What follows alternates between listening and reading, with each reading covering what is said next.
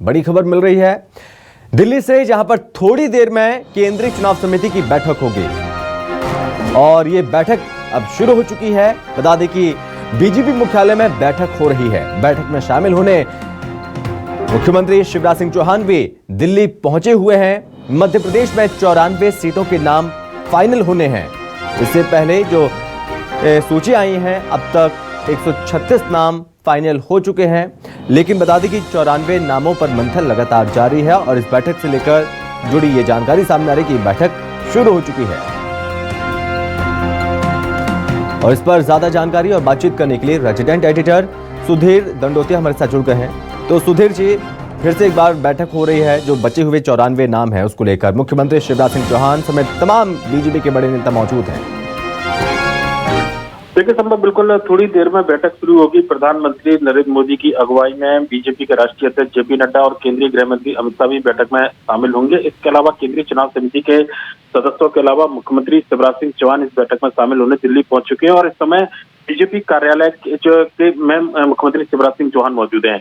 ये माना जा रहा है कि मध्य प्रदेश के अंदर बची हुई 94 सीटों पर आज बीजेपी अंतिम मोहर लगाएगी और उसके बाद में किसी भी वक्त मध्य प्रदेश के लिए बीजेपी अपने बचे हुए उम्मीदवारों की सूची जारी कर सकती है।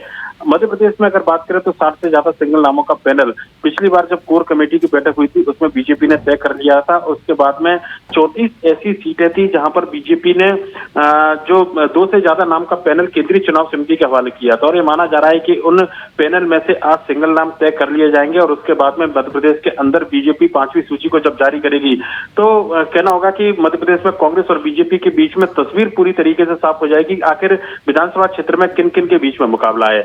हालांकि इस सूची को लेकर बीजेपी के नेताओं को काफी मंथन करना पड़ा है और ये माना जा रहा है कि मध्य प्रदेश में अंतिम सूची में कई चौंकाने वाले बदलाव देखने को मिल सकते हैं। अगर इस पूरी सूची की बात करें संभव, तो कई सिंह विधायकों के टिकट काटे जाने हैं। इसके अलावा कुछ मंत्रियों के भी टिकट काटे जाएंगे। कुछ मंत्रियों के विधानसभा क्षेत्र बदले जाने की खबरें चल रही हैं। साथ ही साथ कुछ नेता पुत्र अपने बेटों को टिकट दिलाना चाहते हैं। इनमें गौरीशंकर बिसेन की बेटी मौसम बिसेन का नाम लगभग सिंगल पैनल के तौर पर तय कर लिया गया है और केवल अंतिम मोहर लगना इस पर बाकी है। लिहाजा आज की ये बैठक मध्य प्रदेश विधानसभा चुनाव के लिहाज से, बीजेपी के लिहाज से काफी महत्वपूर्ण मानी जा रही है, जहां पर बचे हुए 94 नामों को लेकर बीजेपी के नेता अंतिम दौर की बातचीत इस पूरी बैठक में करने वाले और ये माना जा रहा है कि बैठक में सभी 94 नामों पर सहमति बनाने के साथ बीजेपी अपनी 5वीं और अंतिम सूची विधानसभा प्रत्याशियों के लिए जारी कर सकती है। जी संभव सुधीर जी, चूंकि एक तरफ रणनीति बनाई जा रही है और इस बीच अपने प्रत्याशी तय करने के लिए लगातार मंथन भी जारी है बीजेपी में, लेकिन विरोध है वो थमने का नाम नहीं ले रहा है। तो क्या ये इसको लेकर भी चर्चा हो सकती है कि कहीं जो पहले सूची जारी कर दी गए, टिकट फाइनल कर दिए गए, वहां पर ज्यादा विरोध के बाद प्रत्याशी को बदला जाए, इस तरह की कुछ संभावना क्या नजर आती है?